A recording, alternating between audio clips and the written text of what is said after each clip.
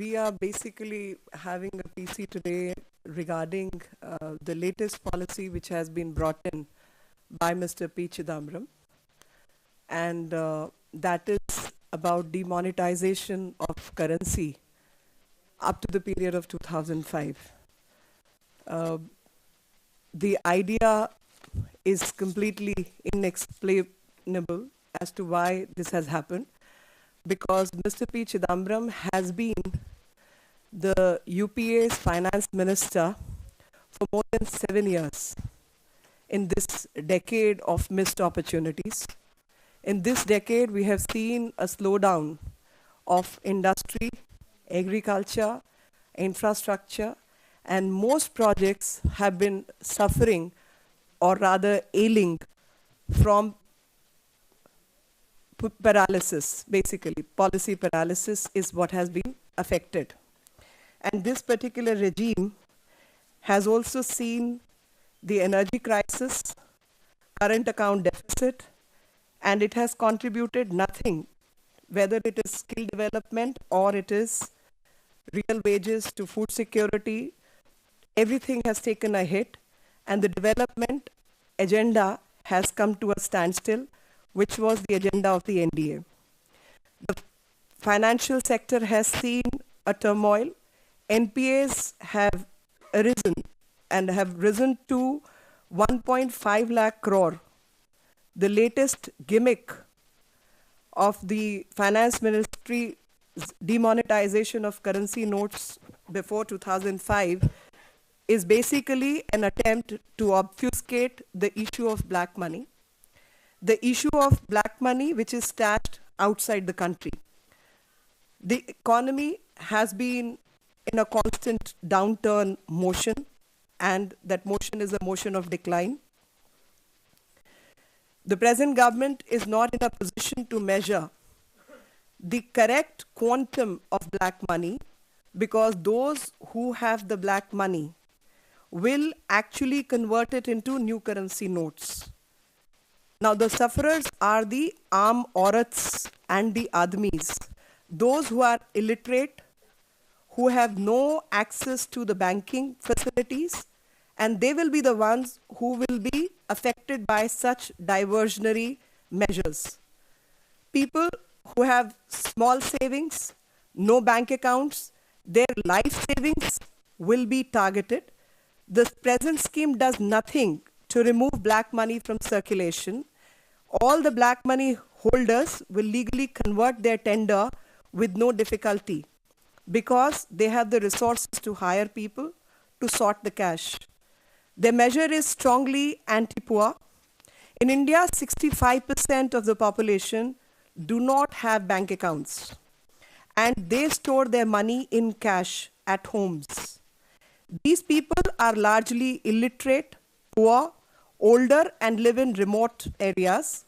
They are the ones who are likely to fall victims to the middlemen, and who are going to further scare them that the notes are worthless piece of paper, and charge hefty fees to convert them.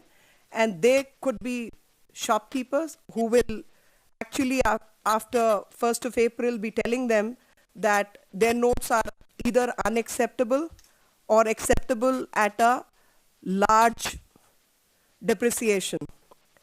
Deliberately, no real effort has been made by the present government to retrieve the black money which is stashed outside the country. In fact, the practices which result in laundering are the ones which are not the target of the present scheme, and I call it a deliberate obfuscation. Deliberate because 3 committees were constituted around the period March 2011. One was NIPEP, that is National Institute of Public Finance and Policy. The second was National Council of Applied Economic Research, that is NCAER. And third was National Institute of Financial Management, NIFM, in Faridabad, Haryana. The multiplicity of committees fails to establish the motivation behind such action. The result definitely is, in such situation, that there is no unanimity either on the definition or on the retrieval mechanism or the estimation of the worth of black money stashed outside the country. There is likely to be a confusion amongst the experts. So one committee fights the second and the second fights the third, and no real effort again is made. And then you have the fourth committee to have a settlement. By then the electoral term gets over. So no effort in reality has been made by the present government to deal with the issue of black money stashed outside the country. And there is no news about the deliberations, if any, have been made by any of these three committees. The tenure of these three committees was 18 months, which has long expired. Nobody knows what was the report submitted, if at all any report was submitted. And in case there is any report which has been submitted, there cannot be any unanimity or further discussion on this subject. An SIT was sought to be created in a PIL, which was filed in the Supreme Court, to deal with the issue of black money stashed outside the country, and which could be Supreme Court monitored SIT. And this government was against the formulation of such an SIT, and again a deliberate attempt to sabotage any real effort which could have been initiated at that point was made by diverting the issue to the constitution of three separate committees on this issue. It is in this context that the action of the present government needs to be appreciated. HSBC bank account and other informations were made available to the present government, yet no criminal prosecution till date has been launched against the holders of such accounts. There seems to be a conspiracy of silence by the present government while dealing with the details as were furnished to the government by HSBC and other details. The only time the RBI had demonetized the currency was in 1978. And it is at that point that 1,000, 5,000, 10,000 rupee notes were withdrawn. And thereafter, a complete new set of notes was brought in 1980, followed by 1987, when a new note of 500 was introduced. The RBI must publish a note on how many currency pieces are going to be affected by the present policy, and how many of these are present in the rural India, and estimate the impact on the poor, the real poor, aam aurat and aam admi, who are stashing their money away in small savings at home, in utensils and things. This is an unjustified attack on the poor people. RBI must conduct a full and impartial inquiry into the impact this is likely to have on the real aam admi and aurat of this country. The policy of Mr. P. Chidambaram is only meant for the blue blood and not for the sweating, red-bloodied, toiling millions. It is not going to affect those who have numbered accounts in Swiss banks, but affect those who do not have any bank account even in India. It is not going to affect those who have savings in US dollars, French francs and Deutschmarks, but affect those who have saved every penny in Indian rupees. No wonder Moody's Analytics in their report have reported, if elected, a Modi-led BJP government should offer more business-friendly policy, and that will further support the confidence and investment.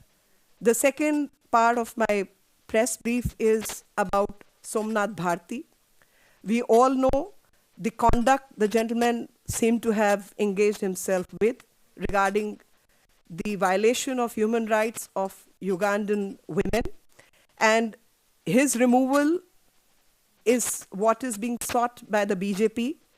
The law has been observed much in breach by the APCON alliance, and it is not being obeyed by this particular alliance.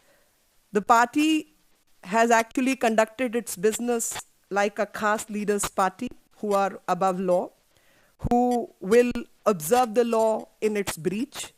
And the action of Aam Aadmi Party has been defended by none other than some of the well-known Congress leaders.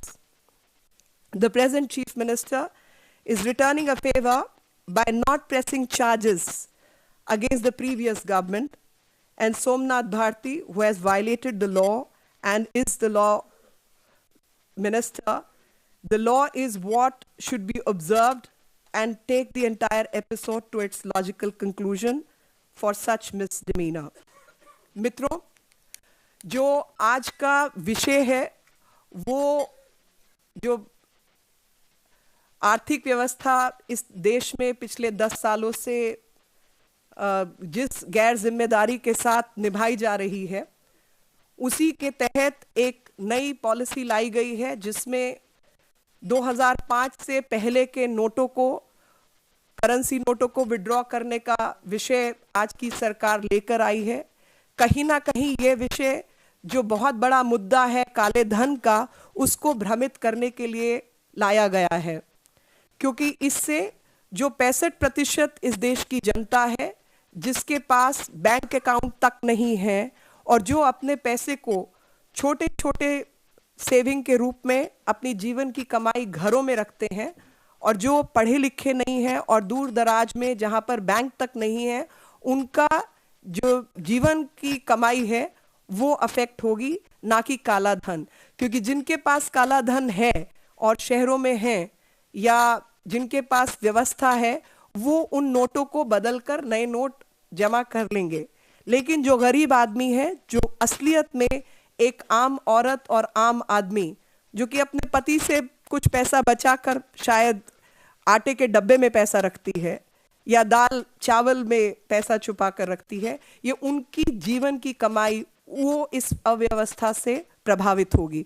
और उस व्यवस्था के तहत जहां पर 3-3 कमेटियां बनाई गई सन 2011 में, जबकि सुप्रीम कोर्ट ने कहा था कि आप एक एसआईटी हम बनाना चाहते हैं जो कि सुप्रीम कोर्ट की निगरानी में काला धन जो कि विदेशों में जमा है उसको वापस लाने का इंतजाम ये सरकार करे, तो उसके खिलाफ ये सरकार ने दस्तावेज कोर्ट में पेश किए और कहा कि हम खुद इस पर काम कर रहे हैं और 3 कमेटियों का हमने गठन किया है। अब वो 3 कमेटियों की जो अवधि थी वो 18 महीने थी, जो कि कब की समाप्त हो गई। लेकिन आज तक उन कमेटियों ने कोई रिपोर्ट सबमिट की है, उस रिपोर्ट पर कोई कार्रवाई हुई है, इसका ज्ञान हमें नहीं है और किसी ने इसको बताने की या उस पर कुछ काम करने की कोशिश भी नहीं की। और ऐसे मामलों में 3-3 कमेटियों का गठन अपने आप में प्रश्न चिन्ह लगाता है, ताकि परिभाषा क्या हो, पैसा जो गैर जिम्मेदार तरीके से विदेशों में जमा है उसको लाने की प्रक्रिया क्या हो, और कितना पैसा जमा है विदेशों में उस पर भी एक मन ना बन पाए। इसलिए आप 3 कमेटियों का गठन करते हैं, क्योंकि अगर आप एक कमेटी गठित करते हैं तो एकदम सर्टेन होता है कि यही होगा, और उसका जो सीधे तौर पर इशारा है वो ये है कि 3 कमेटियां आपस में ही भिड़ती रहेंगी। परिभाषा से लेकर कितना पैसा है और क्या प्रक्रिया हो उसको वापस लाने की, उस पर कोई नतीजा उपलब्ध ना हो सके। और जिस इन्होंने बात की थी रेड आइड की, तो उसके संदर्भ में मैंने कहा है कि जो इकोनॉमिक पॉलिसी है इस देश की, वो खाली ब्लू ब्लडेड अमीर लोग जिनके विदेशों में अकाउंट हैं, जो कि स्विस बैंक के अंदर अपने खाते रखते हैं, या तमाम ऐसी जगहों पर जहां पर वो अपने पैसे को या तो डॉलर के रूप में जोड़ते हैं या फ्रेंच फ्रैंक के रूप में जोड़ते हैं या डॉइच मार्क के रूप में जोड़ते हैं, वही लोग हैं जिनका जीवन इससे प्रभावित नहीं होगा। लेकिन जो गरीब अपनी एक एक पैसे को हिंदुस्तानी रुपए के रूप में जोड़ता है और उसके जीवन की जो कमाई है वो 65% भारतीयों का जीवन इससे प्रभावित होगा। और ऐसे में ये जो पॉलिसी है ये काले धन से जूझने की नहीं, बल्कि काला धन कैसे ना लाया जाए उसको भ्रमित करने के लिए, अव्यवस्था पैदा करने के लिए बनाई गई है।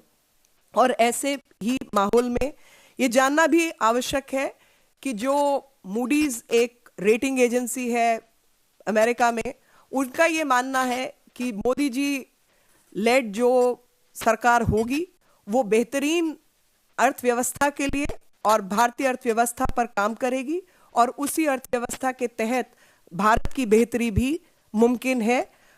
अब जो दूसरा पक्ष मैं आपके सामने रखना चाहती हूँ वो सोमनाथ भारती जी, जो कि कहने के लिए कानून मंत्री हैं दिल्ली सरकार में, लेकिन सब उन्होंने गैर कानूनी तरीके से कानून व्यवस्था को अस्त व्यस्त किया और युगांडन महिलाओं के प्रति जो पुलिस को मजबूर किया कार्रवाई के लिए, वो बताता है, दर्शाता है कि कानून को सक्रिय होकर जो कानून के तहत उनके खिलाफ कार्रवाई होनी चाहिए और तब तक उनका इस्तीफा भारतीय जनता पार्टी मांग करती है।